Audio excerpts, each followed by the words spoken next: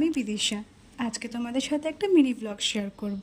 তো কাল সানডে থাকায় আমি, বাবা, মা আর ভাই বেরিয়ে পড়ি একটুখানি ঘুরু করতে।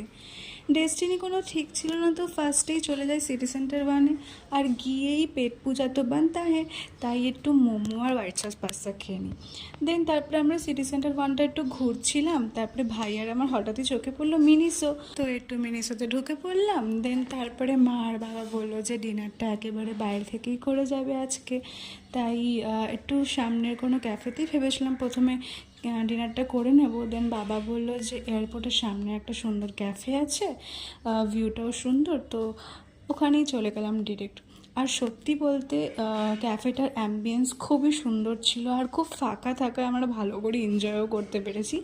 আর সবচেয়ে স্পেশালি সেটা হচ্ছে যে এয়ারপোর্টের একদম সামনে হওয়ায় ক্যাফেটা, আমরা যেখানে বসেছি তার সামনের ভিউটা একবার করে প্লেন আসছে যাচ্ছে, বেশ সুন্দর ছিল।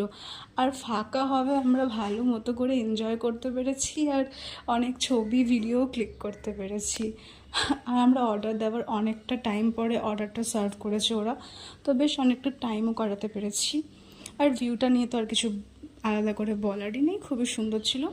বাট অ্যাম্বিয়েন্স ভালো হওয়ায়ও খাবার দাবার আমার খুব একটা ভালো লাগেনি। আমরা এখানে কুলচা, চিকেন ভর্তা আর মিক্স চাউমিন অর্ডার করেছিলাম, তো মোটামুটি ছিল খাবার দাবার। তো আজকের ভ্লগটা এতটাই। তোমাদের কেমন লাগলো অবশ্যই কমেন্টে জানিও।